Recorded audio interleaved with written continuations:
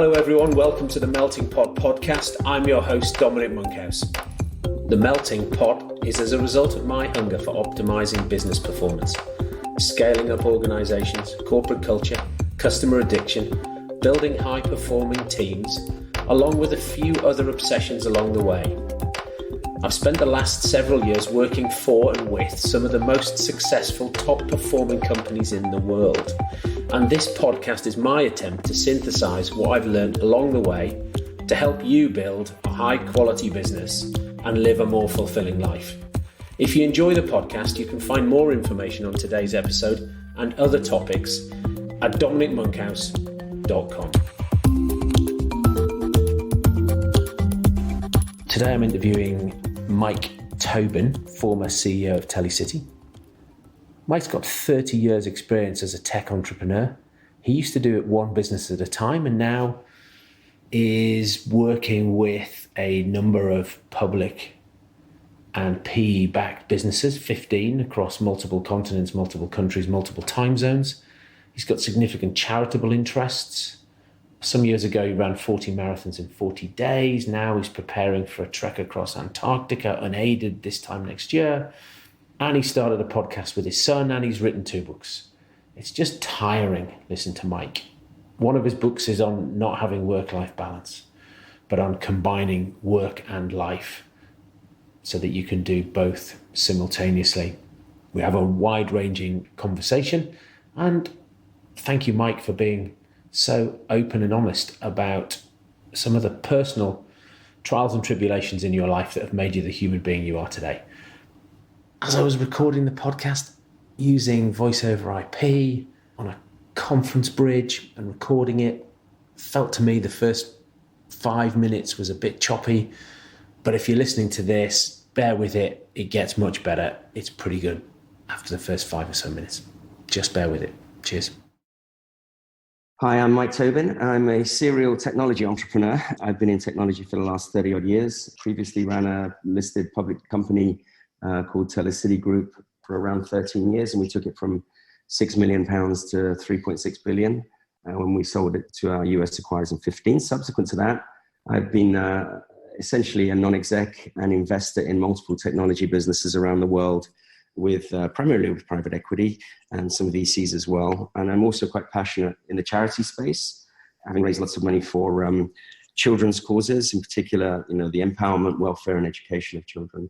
A couple of years ago, I ran 40 marathons in 40 days to raise money for the Prince's Trust on their 40th anniversary. I sleep in the streets every year to raise money for homeless children in the UK, of which there is an incredible 60,000. And a number of other initiatives that I do. I think I'll be walking the length of the Antarctic continent next year with my good friend Lewis Moody to raise money for a Children's Brain Tumor Trust. Many charitable causes. And I've written a couple of books. One was a management book called Forget Strategy, Get Results.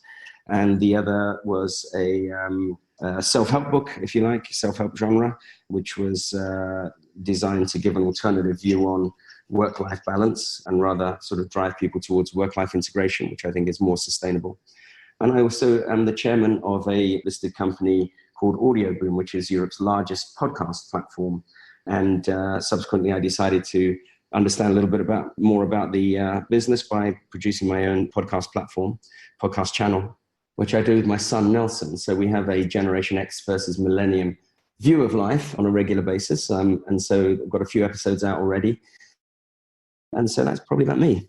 What's the podcast called? So it's the Tobin podcast. We've got 3 episodes out, as I mentioned. The first one, we're both Arsenal supporters. So we did a generational view on the change between Wenger and Emery this season. The second one, we kind of started to move on to different topics. And actually, the most interesting one, I think, is the third one. It's just not long been released. I'll leave you to hunt that down while we speak and see what you think about the topic. Okay. And Mike, you've had a number of jobs yourself, and you work as a non-exec or chair for a number of businesses at the moment. What's been your favorite job? I get a kick out of creating value, right? And I like delivering on successful projects. So I don't know whether there's a favorite job, but I think the thing I get the most enjoyment out of is when we take a business and we create significant multiples of value on top of that and we sell it that's a neat circle of life, if you like. And so when I started in 2015 on these projects, I kind of expected to go 3 to 4 years, maybe even 5 years with each asset before there was a decent return. And in the interim, being non-exec, they would cover sort of expenses and give me non-exec fees, that sort of thing, to keep the boat ticking over. And actually, it's worked out incredibly close to that plan. And so now, I look for exits every 6 months. So one asset goes through that 3 to 4 year cycle, of which now I'm 4 years in. And if I get an exit every 6 months, that's a nice contribution to the coffers. But then it's a little bit like cabs off ranks. So as one exits, I've got to be filling the hole with a new one. That's the cycle, which is enjoyable. I think you start it from the beginning and you see it all the way through to a successful ending. Oh, fantastic. And what's the worst job you've ever had? When you're in situations where, you've got sort of very difficult shareholders, you've got very powerless leadership in management, it's never a pleasant thing to go in there and have to kind of shake things up to the extent of moving people on and restructuring and things like that. And when I was at Telecity back in sort of 2002, the business then was Redbus, actually, before we consolidated it into Telecity. And Redbus essentially had raised 400 million on the stock exchange and promptly spent it. They'd used it as a lifestyle vehicle between the founders. And, it had 500 people. It was burning 2.4 million a month, and there was 6 million in the bank. So coming in, you had to do something pretty radical. Firing sort of 420 people 2 weeks before Christmas is probably one of the worst things I've ever had to do. And, I was sort of sworn out, spat at. But the choice was either doing that before Christmas and giving them a month's money to get through Christmas, plus the knowledge of maybe tightening their belt and not spending too much over that period. Or alternatively, not telling them until after Christmas, and then they lose their job with no extra money and with probably the debt they built up over that period. So chose to do it early rather than later, and just had to concentrate on the 80 jobs I saved. But that was still a very, very unpleasant process. Difficult decision to make. Yeah. When you go into a business then, do you have now a playbook? Do you have 5 things, 10 things that you go looking at, levers to pull? I don't know if there's a playbook, but business isn't complicated. There's a set of things that need to work well for business to be successful. There's an environment that needs to be created for people to be free of fear to drive a business. And then, the simple things like, you need cash. You can be incredibly successful and get lots and lots of orders, and you fulfill those orders with, your suppliers, and you're going so fast, you're selling into all these big corporates and everything else. And suddenly you find out that they're paying you on 90 days and your suppliers wants 30 days, and you run out of cash and go bankrupt. So, success in itself doesn't just sort of depend on getting the top line right, although that's an incredibly important point and it's where everything starts from. You've got to understand sort of the therefores of the P&L in particular down to cash. And so simple things like that, they apply to every company, right? There's no magic sauce there. It's just simply looking at it and saying, as the old Dickens adage was, sort of earned 10p, spent 9p, happiness, earned 10p, spent 11p, misery. That's kind of important. I probably allowed for inflation on those numbers. When you go into businesses, do you see common problems? There's one thing that is invariable when you get new listed companies for a start, right? So when a company goes public, often it's too early and it doesn't have the critical mass to attract today's investment community. Therefore, it ends up having really poor liquidity in the stock. And even if it's doing well, the stock price doesn't reflect the performance. So you sit there with a frustrated management team who then start to go very optimistic on everything in the hope that drives the share price. And again, listed companies, it's not about a massive growth. It's about doing a little bit more than you told the market you would do. And so again, if you do 10 and you've told the market 11, your share price goes down. If you've done 10 and you've told the market 9, your share price goes up. Your absolute performance is no different, but it's the performance relative to expectations that counts. So I find that a lot of these recently listed companies, in particular on AIM, there's challenges with liquidity, challenges with stock price interest from the institutions. Then it becomes an issue where management of expectations has to be reset. So that's something very, very typical in newly listed businesses. But then in terms of others, you've got businesses that have kind of been very, very comfortable doing their thing for a while, but not realizing that one has to innovate the businesses in order to survive. And you know, the term Uber now is a verb as well as a noun, right? And your business can be Ubered if you don't constantly innovate and constantly protect yourself from other people trying to do the same thing. And you know, one of the things that's changed with technology over the last 5 years is, up until 5 years ago, all technology was about, how do I do this faster? How do I do this easier? How do I do it cheaper? And now people are looking at technology saying, well, how do I not need to do that again? Right? And that's a very different approach to business. It's not trying to extract a little bit more efficiency or a little bit more margin. It's saying, I just want to kill off that need. You know, Uber's worth more than Europcar, Hertz, and Avis put together as a market cap, right? And they don't own a single asset. You know, historically, Europcar and Avis would be competing with each other on pricing. They'd be looking at how to reduce the cost base of having a rental car desk at airports and all these sorts of things. And Uber comes along and just says, well, yes, to be fair, we don't need to do that. And so then they had to innovate. And then now you can order a Hertz car within a couple of hours. You can pick it up from the roadside. You put your phone against the windscreen, you open the door, you use it for a couple of hours, and you lock it again, and that's it. They've had to completely innovate the way that they operate by using technology to counteract some of the issues that people like Uber, but many others have delivered. And of course, now Uber is in a way getting Ubered, because their mass market approach, which has driven them with so much success, is starting now to crumble a little bit, in my opinion, because things like service levels are quite poor. I don't know if you've experienced it, but you know, lots of cancellations from the drivers. Surge is always applicable nowadays. All of the values that they originally had, which was incredibly efficient, incredibly cheap, are now being surpassed by companies like Wheelie, for example. So Wheelie has S-classes, E-classes. They're more expensive than Uber, but not by much. But they never cancel on you. They never have a surcharge or a surge fee. There are people spotting the chinks in the armor always with businesses, and they're trying to exploit those markets. Yes, and they'll be attacked at the bottom end from e-bicycles. Here I am in Sydney, and there are Lime e-bicycles all over the place. And of course, only a year ago, there were lots of bicycles, you know, all over Sydney. And now, why would you get on a bicycle and pedal when you could get on an e-bike and just... Interestingly enough, there's a couple of things. So if you look at the bicycle market in China, when I go to China, I've got a business out there, you see literally bicycle mountains beside the road. If you want to Google Chinese bicycle mountains, you'll see what I mean. But you can be driving down a road and you will literally see piled up bicycles, not orderly parked like you would see in the UK or probably in Sydney as well. These things are literally just piled on top of each other like a rubbish dump. But you see lots and lots of them all the way down the road. So someone's gone and invested in these things and then gone too far. And there's now a glut on the market, right? It's a really interesting problem and opportunity, because if someone had the wherewithal, they could probably gather up all these discarded bicycles now and probably ship them somewhere else and sell them for very cheap but a significant profit. But in the UK, you know, Uber now is looking at starting up not e-bicycles but e-scooters. Okay, the Uber e-scooter is already available in the US. You know, it's just that one little bit more light, if you like, than the bike. But at the moment, there's regulatory controls over e-scooters in the UK. So technically, they're illegal. And so are e-bikes, by the way, because they require a license. I don't know whether anyone's actually been banned or fined for using a scooter, but certainly e-scooters are not allowed.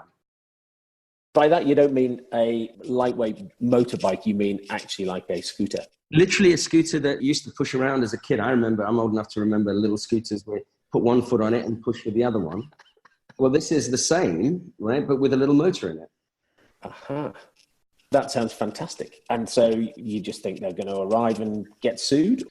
You see, the thing is that it's already happening in the US. And so technology is like toothpaste, right? Once it's out the tube, you can't uninvent something. You can't put it back in the tube.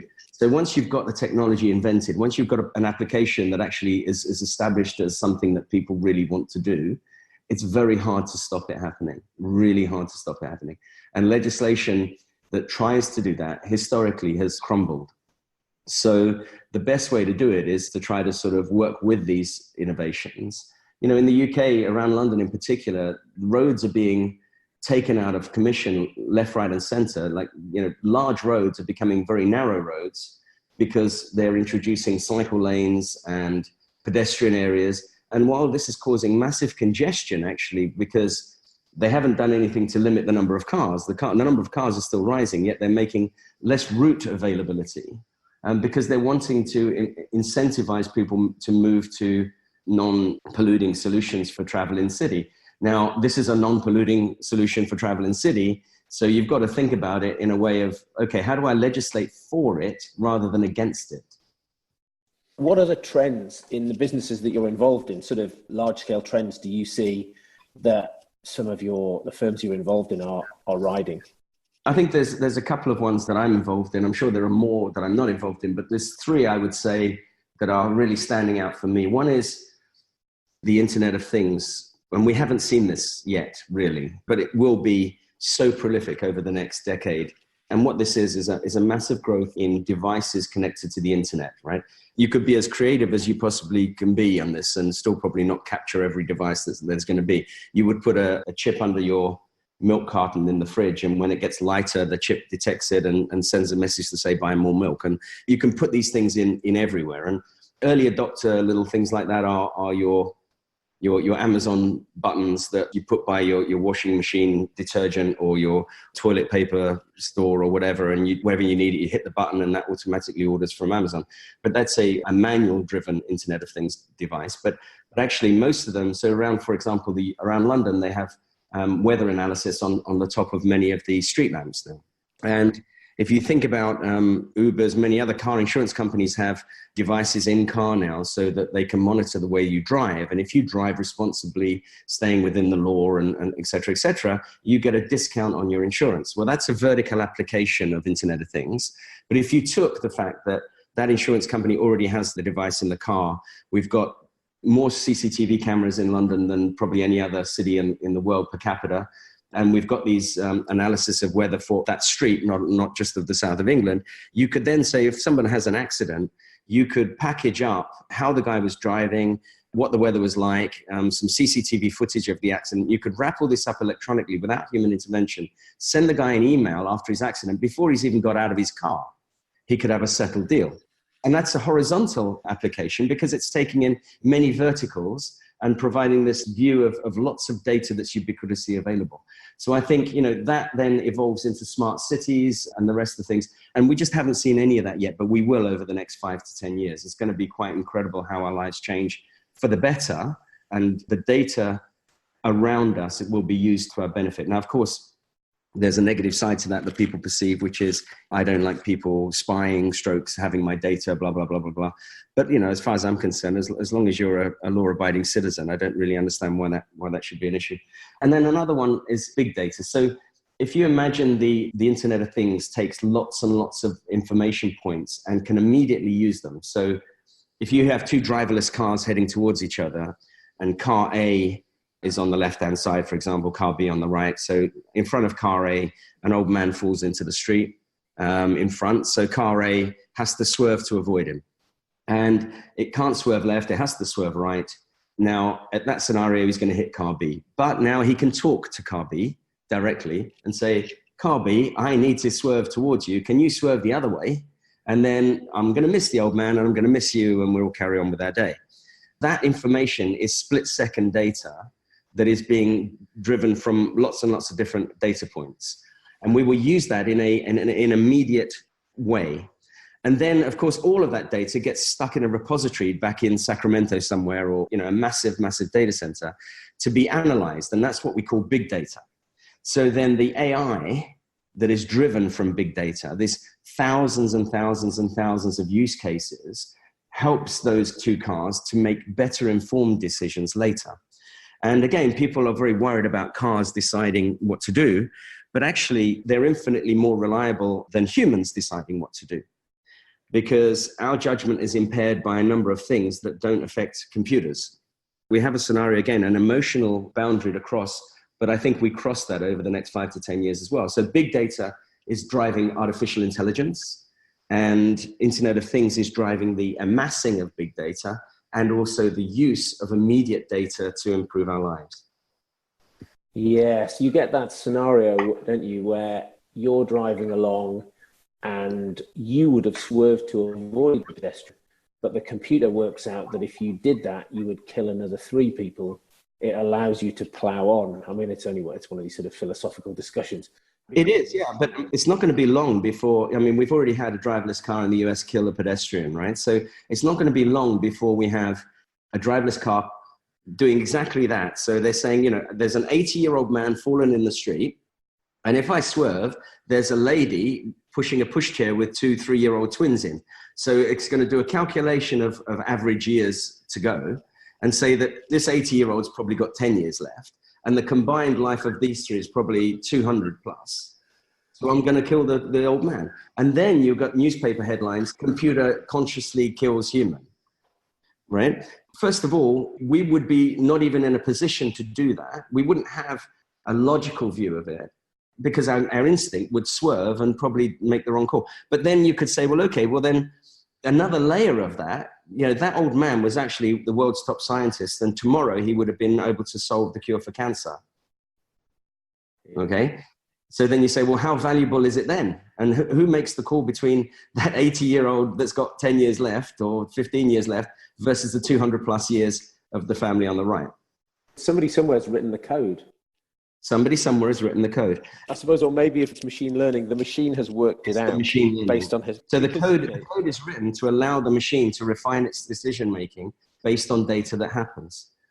But it's interesting, isn't it? Because only a couple of weeks ago, the story came out, although Google had pulled it a few years ago, where Google had built some machine learning to help it recruit female engineers.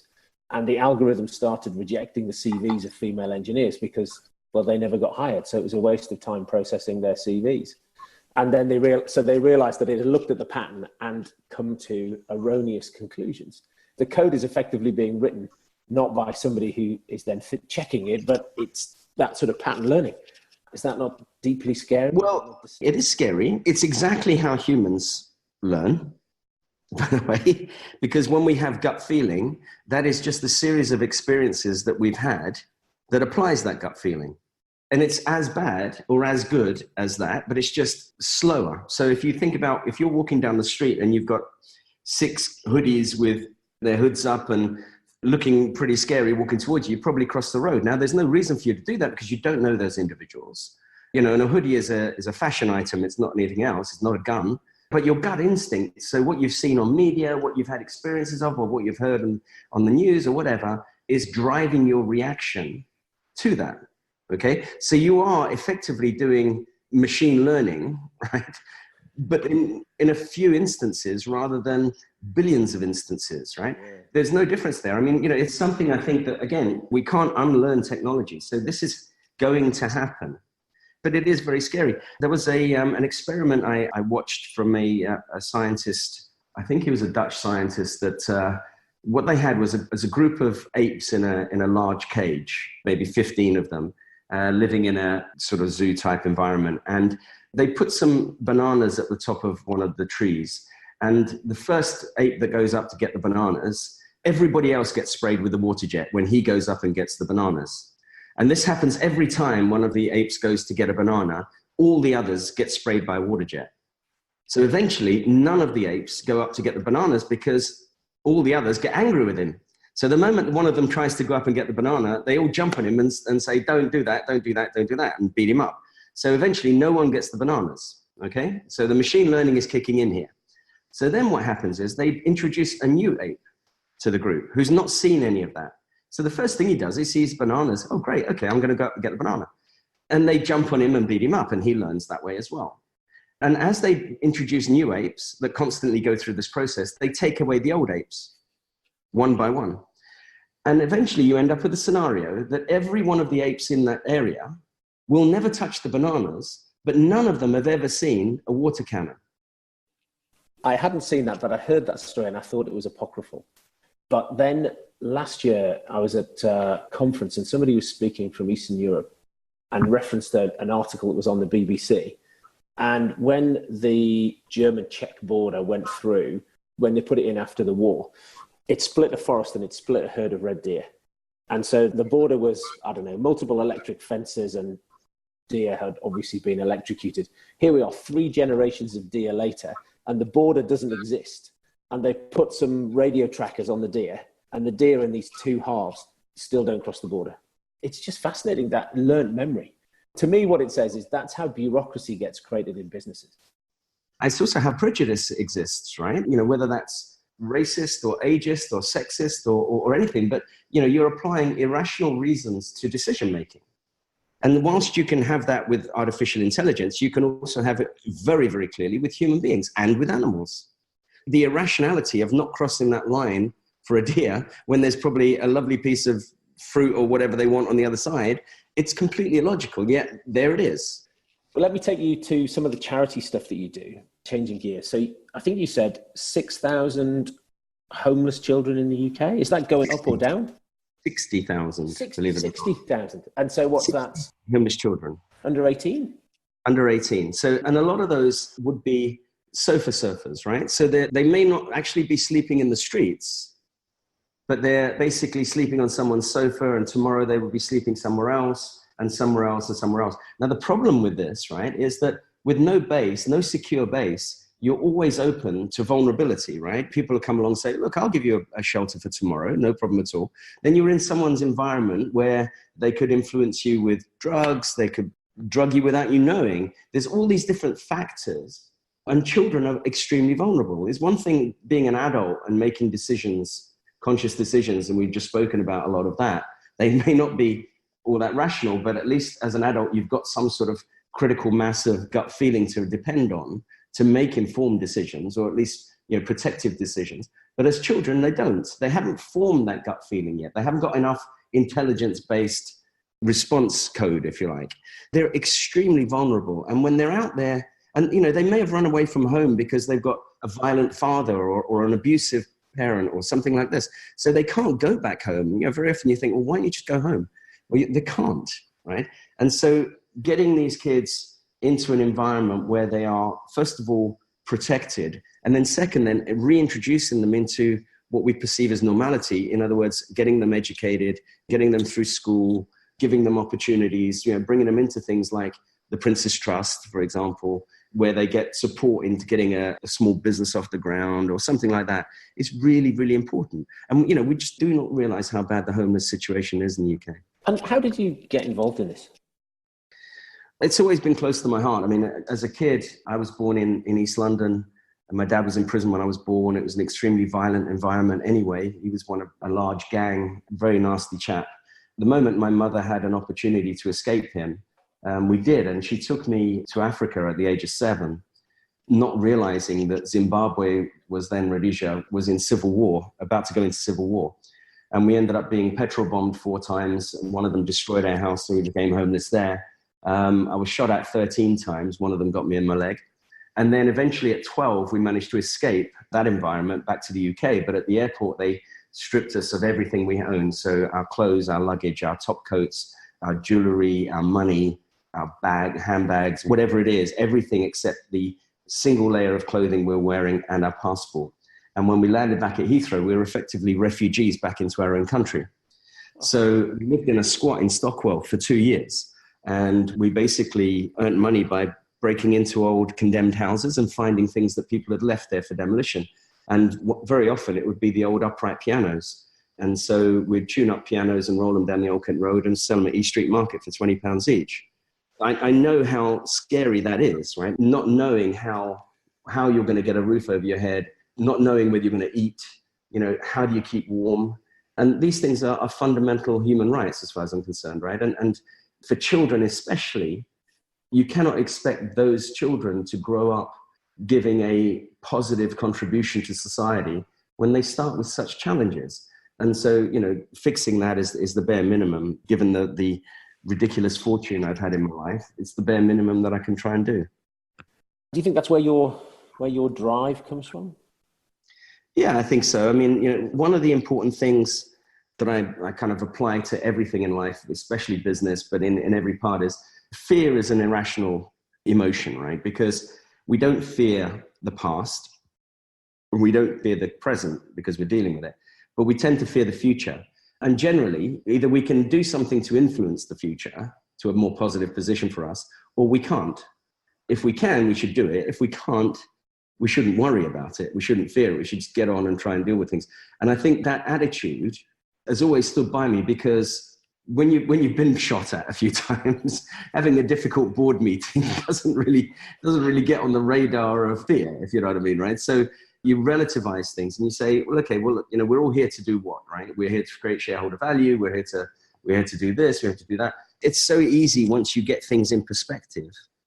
And we are very good at getting things in perspective the wrong way around, but we're very bad at getting it in perspective the right way. And I'll give you an explanation there.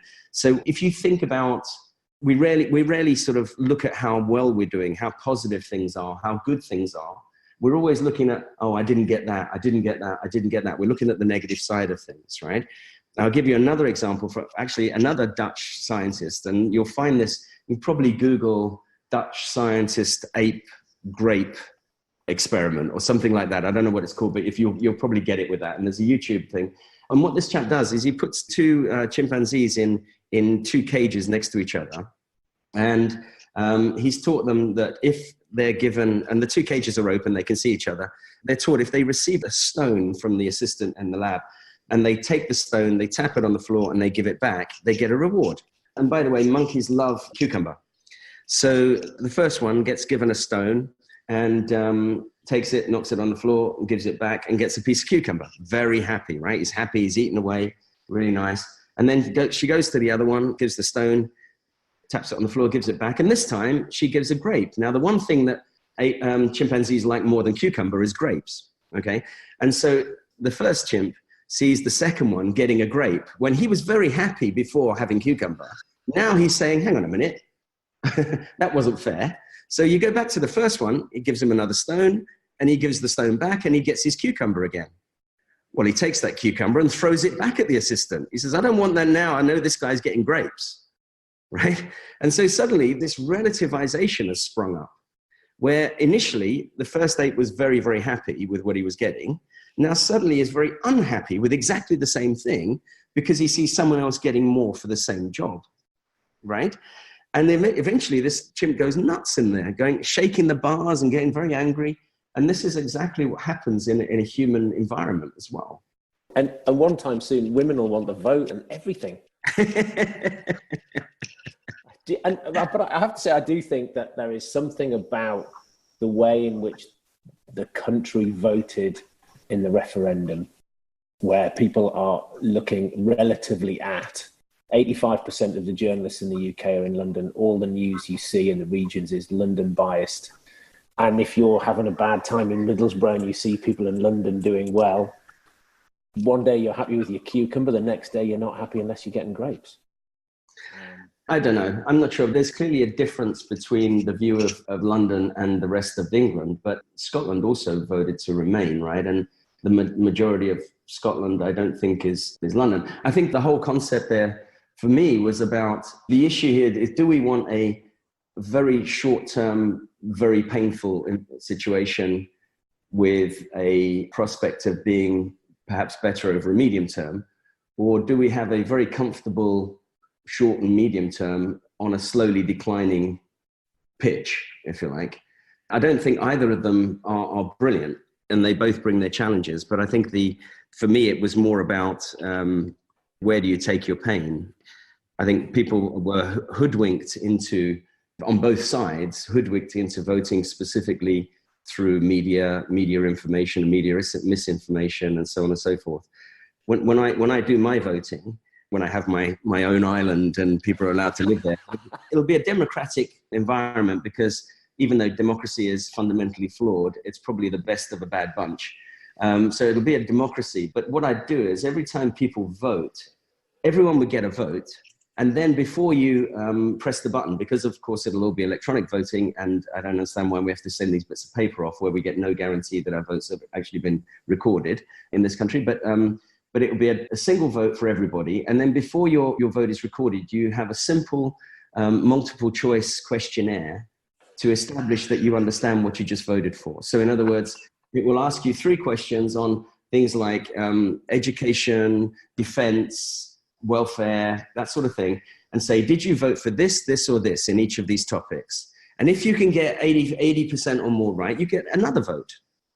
right? So it means that actually you're taking responsibility for your democratic actions and saying, rather than just listening to hearsay, you need to think about what you're doing.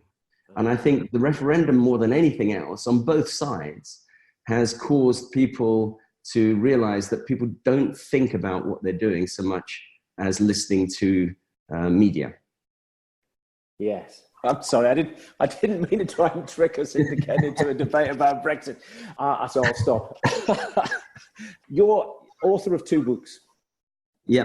The first one was a business book called Forget Strategy, Get Results, which I wrote as a FTSE 250 CEO, which obviously went down well with my shareholder community. But basically, it's more about, I mean, it's a little bit tongue-in-cheek, but I believe that the rate of change, if you know what I mean, is changing faster and faster. It's an exponential change curve that we're on, and technology is driving that. And historically, you know, I remember 25 years ago working for Fujitsu, and the Japanese system then was write a 10-year business plan. And I've never had a business plan that's basically survived 3 years, let alone 10 years. And probably you won't have a business plan surviving a year in a few years' time, because things around change so much. Now, I prefer to have people that have a vision rather than plan on a strategy. If you have a vision, you can say, I want to be famous in the world for doing this. I want to be the best in the world at that. And how you get there is less defined than the vision is defined. Now, that's 2 things. One is you can articulate it across your employee community, your investment community very, very easily. Nobody has to read a large strategy document to understand how they personally can contribute to that vision. The second thing that happens is that as things change around you, remember we spoke about companies being Ubered, as things change around you, you don't have to go back to a manual and say, oh crap, what do I do now? And there being no answer in that manual for that. You can then say, okay, I know where I have to be. I just need to tweak how I get there. And if you think about an experienced sailor that's sitting in Dover and he decides he wants to go to Calais for lunch tomorrow morning. And he gets up in the morning and he sees that the wind is blowing 100% in the opposite direction against him. He doesn't just go, oh, well, that's it then. He says, well, look, it's going to take me a little bit longer, so I'm going to leave a bit earlier. And I may have to tack many more times, but I'm still going to get there and deliver my vision, which is to have lunch in Calais. So we can never control how the wind blows, right? But we can always control our sails. So what we can do is we can take advantage of all the things, the variables outside of our control, and take advantage of them as long as we maintain a vision. But strategy, John Paul Sartre says something very cool. He goes, in football, everything is complicated by the presence of the opposite team. And you can sit there with a whiteboard in the changing room and go, you do this and you do that. But unless you tell the other team to come in and watch what they're supposed to do at this point, they're going to do something completely different and screw it up for you. And so the point is that, you know, you may have a game plan. And I think oh gosh, who was it? No, Henry Cooper, I thought it was Mike Tyson. Yeah. He said that, you know, the game plan goes out the window the first punch you take on the face, sort of thing. So you've got to have a vision that you can adapt a sort of a tactical plan to at all times. So the Forget Strategy, Get Results is around that thesis, if you like. And it takes experiences that I've gone through over a sort of a 13-year period when I took Telecity from 6 million to 3.5 billion, where as the business got bigger and bigger, it was increasingly more difficult to maintain vision rather than sort of written down strategy. But it goes through ways that it's not prescriptive. It doesn't say, you know, this is for everybody, but it goes through various things that I did successfully during that time to help deliver that principle. Effectively keeping a big business agile. Yeah. And then your second book. Second book was completely different. It's called Live, Love, Work, Prosper. And this is, again, as I mentioned earlier, why sort of work-life balance just doesn't exist. And you need to find that integrated view of life. One example, people see technology as a kind of an inhibitor to having a proper work-life balance. And in France, for example, in companies, you're not allowed to send your employees emails after a certain point at night. You're not allowed. It's against the law. And so, you know, these things I find a very backwards view of technology. I always have my phone on the desk or on a table in a restaurant. And I was out a few months ago with another couple and my wife. The other wife said, why have you got your phone on there? Why don't you switch off? Isn't it rude to put your phone on the table? And I said, look, I've got businesses in 4 continents, right? And, there's always something going on. And generally, there's nothing that reaches my attention that needs my attention in an emergency case. But if my phone was in my briefcase, which is in the cloakroom, a little bit of my brain would be thinking, I wonder if there's anything going on. And being almost certain that there probably isn't, that's a wasted amount of energy for me, thinking about or worrying about stuff that may or may not be happening.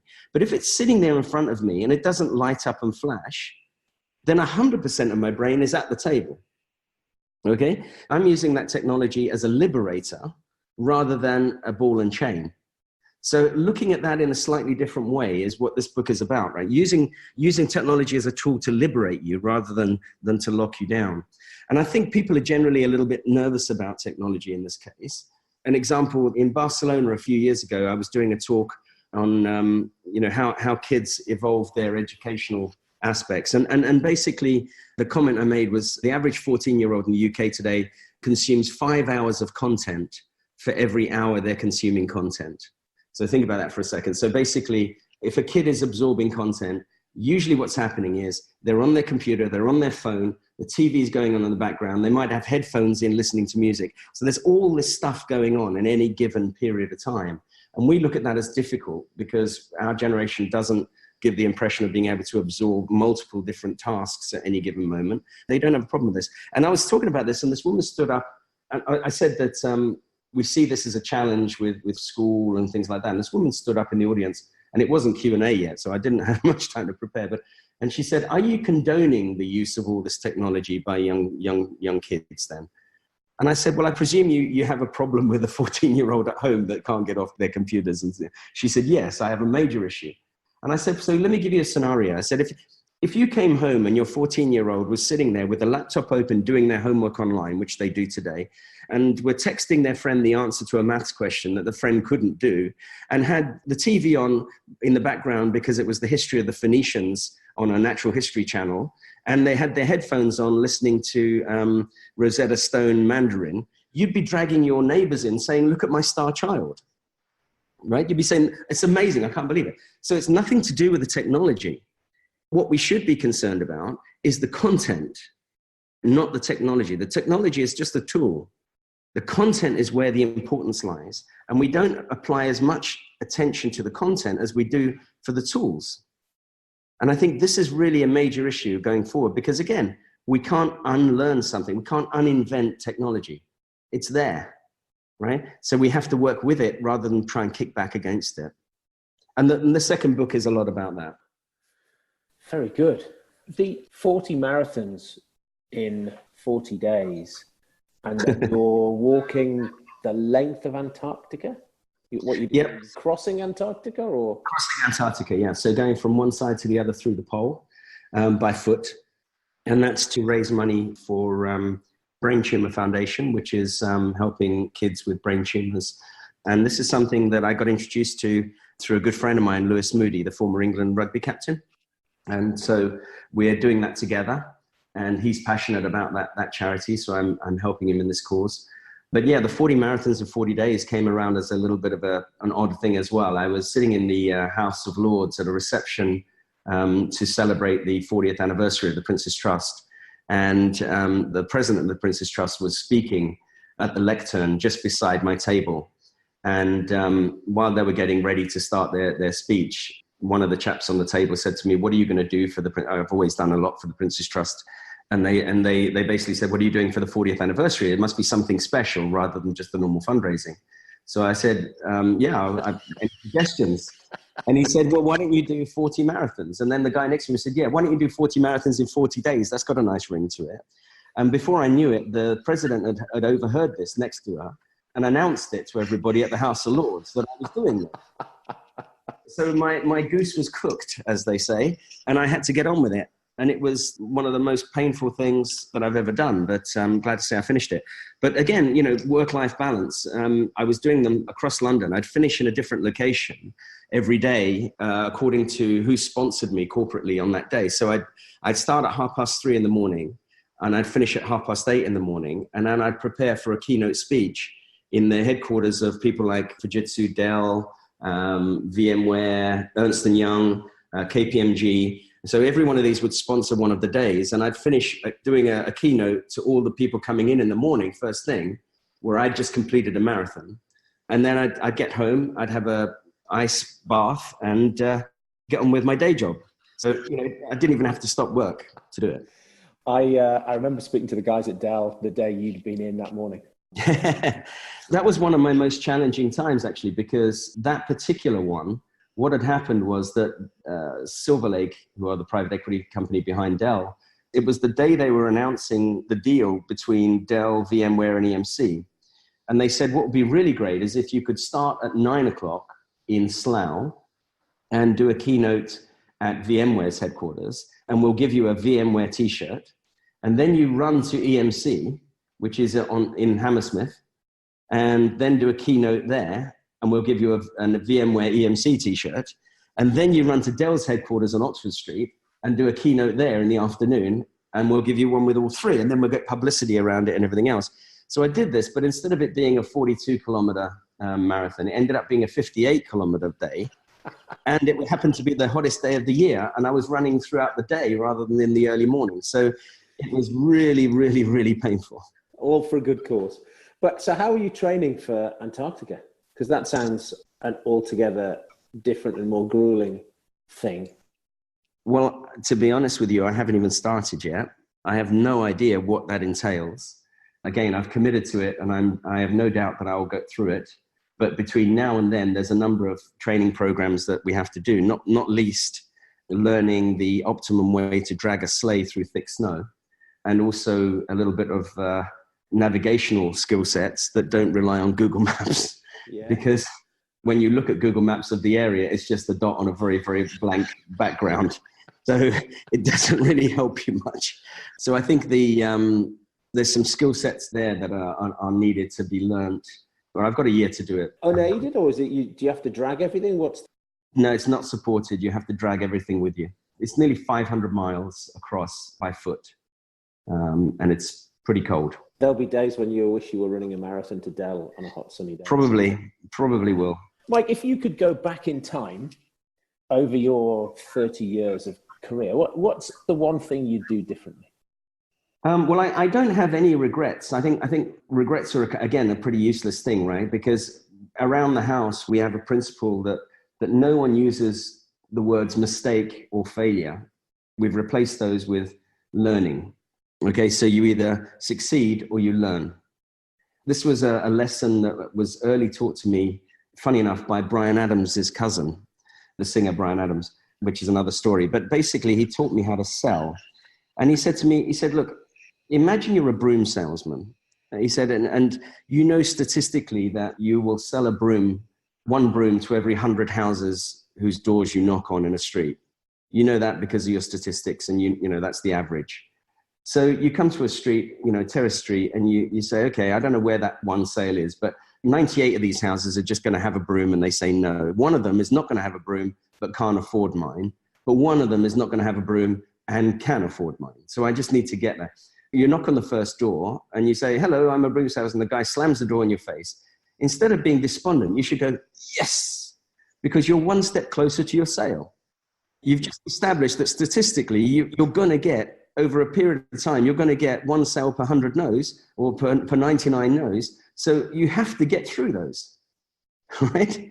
Regret for me it's an odd word. Perhaps if I repose the question and say, what is it that you now know, which might not be secret knowledge, but it's just somehow you found it out late in life rather than early in life, and something would have been tangibly different if only you'd known it then? That's a lot better way to put it, because I learned late in life that as well as giving me lots of resilience, my childhood with a very violent father and everything else gave me an attitude in particular towards relationships, that I found was damaging to other people. And the reason for that was I constantly was searching for the need to be loved, if you like, or the need to be liked.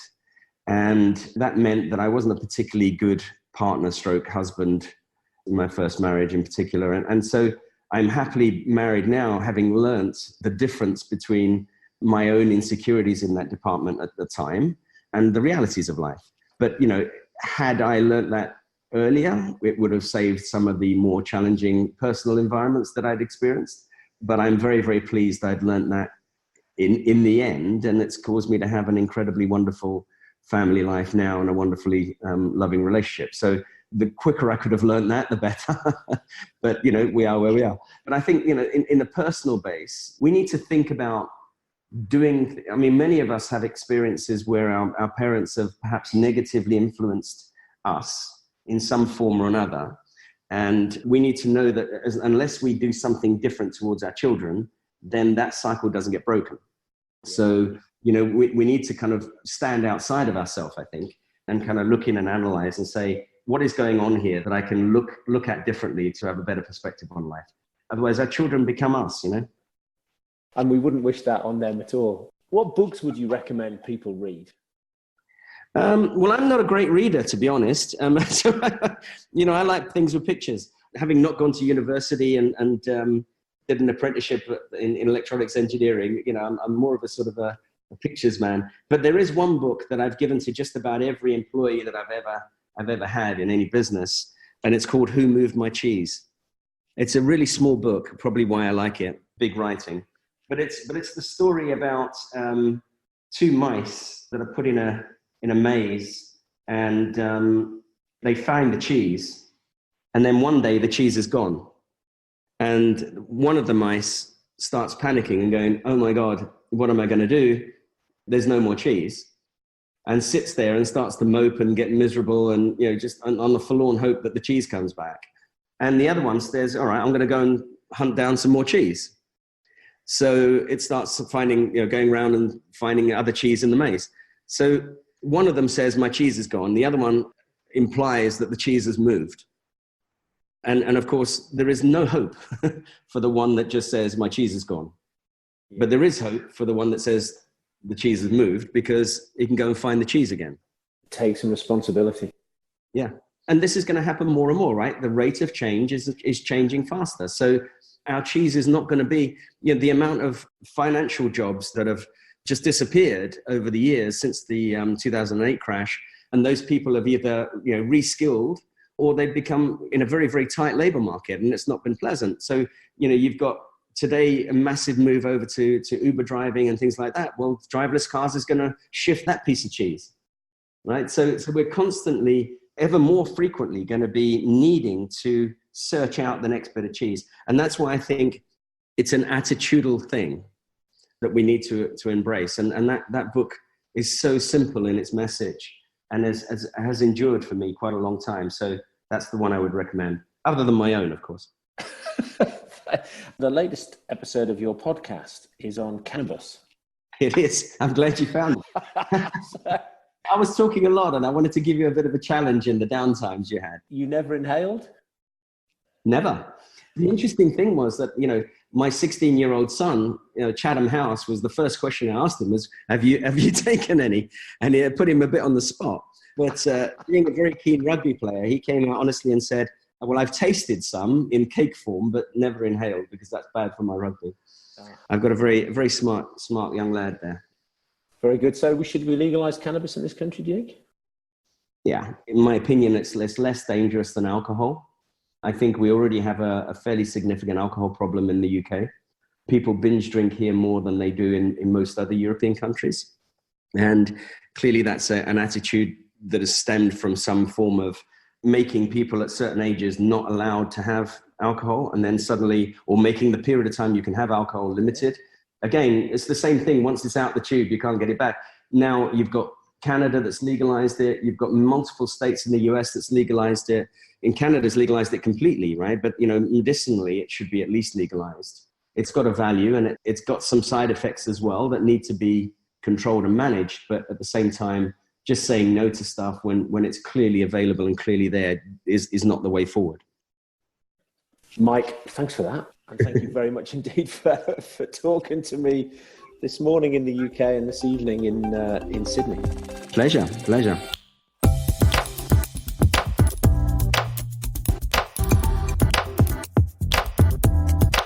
All this information and more can be found at dominicmonkhouse.com/podcast. There you'll find show notes, additional reading and links related to this episode. You can also find my blog and the past editions of the Melting Pot newsletter. The simplest thing to do is to sign up to my subjectively not crap once a week newsletter, where I'll update you on what I've been up to, the most interesting articles I've read, and all things relating to scaling up, high-performing teams, net promoter score, company culture, etc. Social, you can find me on Twitter at Dom Monkhouse and LinkedIn at Dominic Monkhouse. LinkedIn is probably the best way to reach me and share your questions and comments. Thanks for listening.